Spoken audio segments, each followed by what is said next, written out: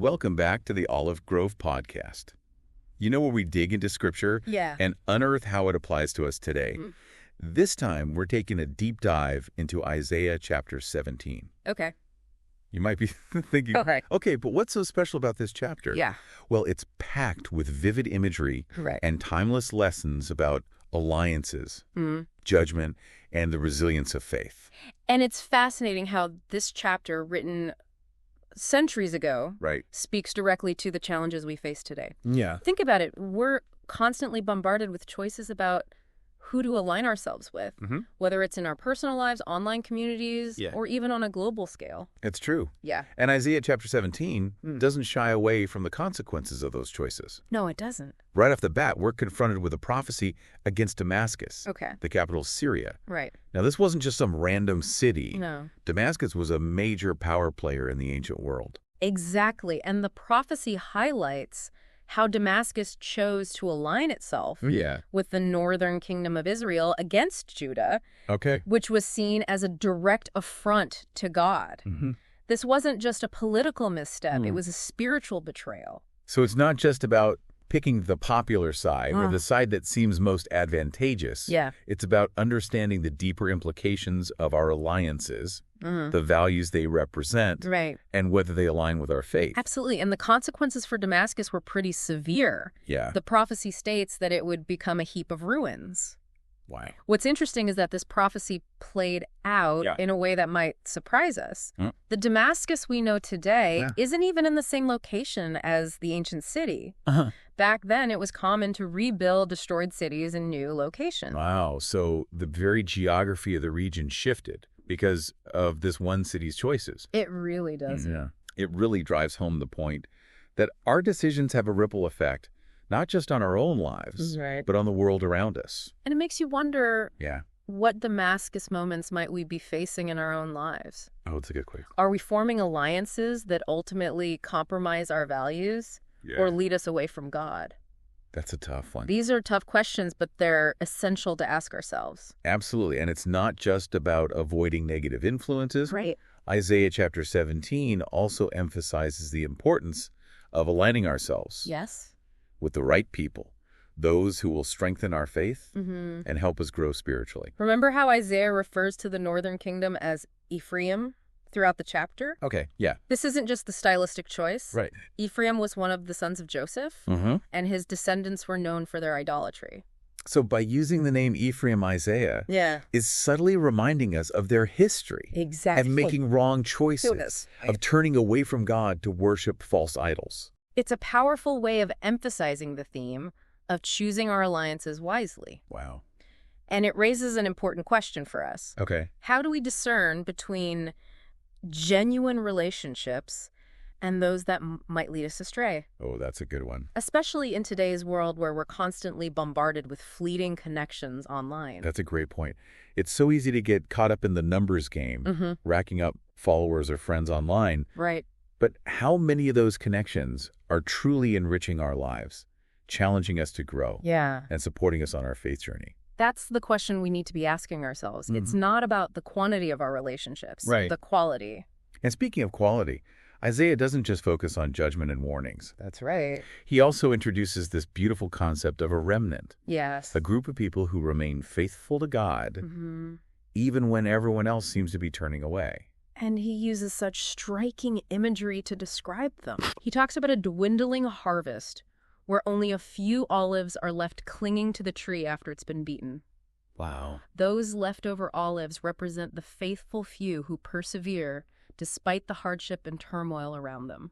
It's such a powerful image of resilience, isn't it? It really is. Even when it feels like the world is falling apart, Yeah. God always preserves a remnant, a spark of hope that continues to shine. And what's even more fascinating is that this concept of a remnant doesn't just appear in Isaiah. Yeah. It pops up throughout Scripture, connecting different periods of history Right. and highlighting the enduring faithfulness of God's people. It makes you realize that we're part of a much larger story. Yes. A story that transcends time and connects us to generations of believers who have faced similar challenges Right. and found strength in their faith. Absolutely. It's incredibly inspiring. And it reminds us that even when things seem bleak, even when we feel isolated or discouraged. Yeah. We're not alone. God is always with us, and he will always preserve a faithful remnant to carry on his work.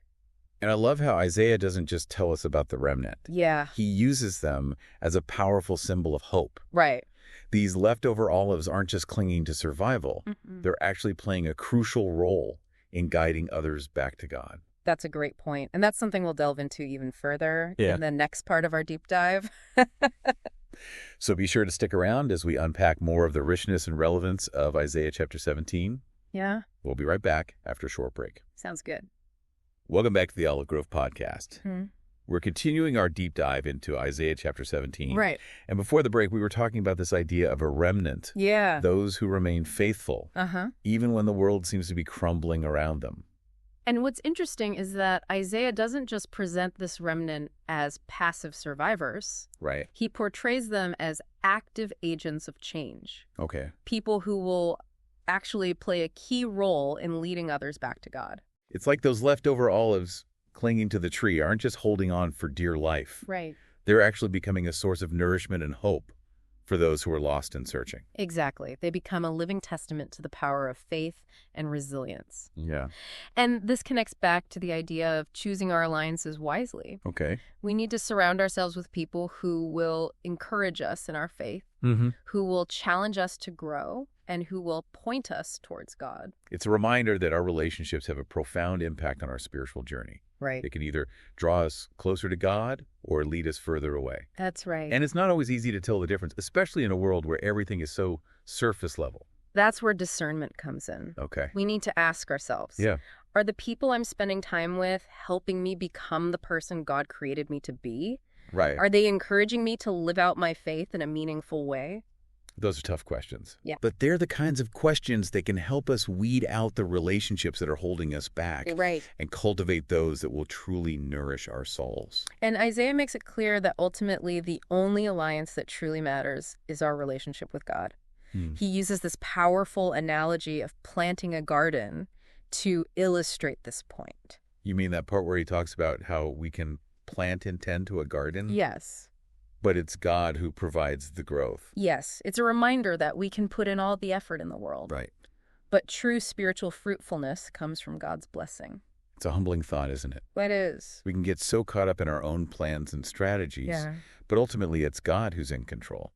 And when we surrender to his will, when we trust in his timing and provision, that's when we experience true growth and transformation. It's like letting go of the reins and allowing God to steer our lives in the direction he knows is best. And that doesn't mean we just sit back and do nothing. Okay. We still have a role to play, just like the gardener who plants and tends to the seeds. Yeah.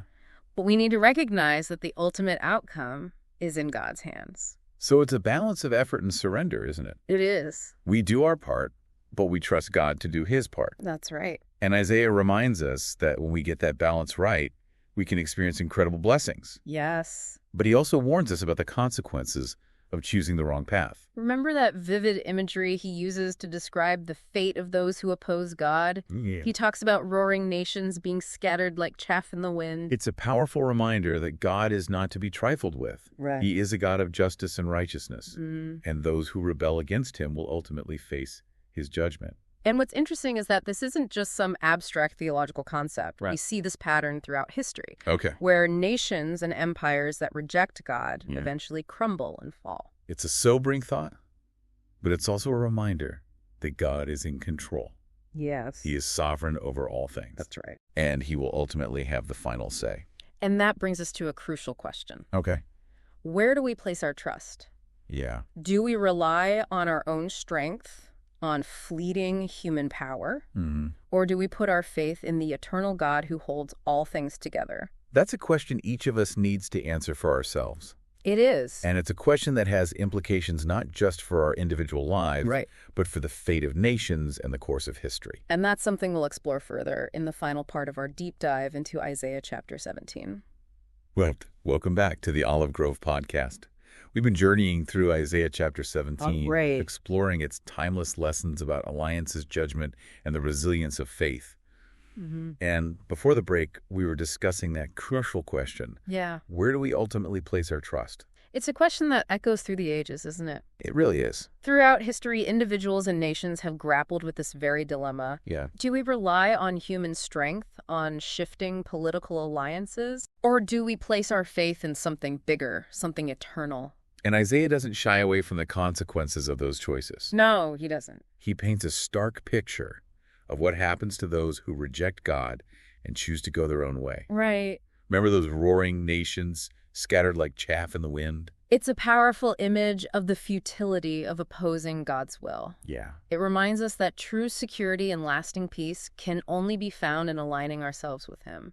But amidst those warnings, there's also this incredible thread of hope woven throughout Isaiah chapter 17. Mm-hmm. It's the hope represented by the remnant. Yeah. Those faithful few who cling to God even in the face of adversity.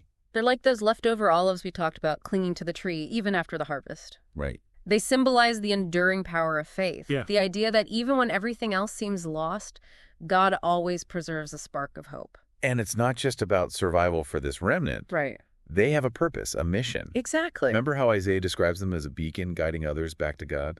It's like they become living examples of what it means to trust in God, to find strength in His promises, and to experience His peace even amidst the storms of life. And that's such an important message for us today, isn't it? It really is. We live in a world that's full of uncertainty, where it's easy to feel overwhelmed by the challenges we face. But Isaiah reminds us that we're not alone. Right. We have a God who loves us, who protects us, and who guides us through the darkness. And when we choose to align ourselves with Him, when we place our trust in His unwavering faithfulness, we can find that unshakable peace that surpasses all understanding. So as we wrap up this deep dive into Isaiah chapter 17, I think the key takeaway is this. Okay. Choose your alliances wisely. Remember the source of your true strength. And never lose sight of the hope that God offers, even in the darkest of times. Beautifully said. It's a message that continues to resonate across the centuries. It really does. Offering guidance and encouragement for all who seek to live a life of faith and purpose. And if you enjoy this deep dive into Isaiah chapter 17, be sure to subscribe to the Olive Grove podcast on YouTube. Yes. And visit the My Christian Space website for early access to new episodes. Sounds good. We'll be back next time with more insightful discussions on Scripture and its relevance to our lives today.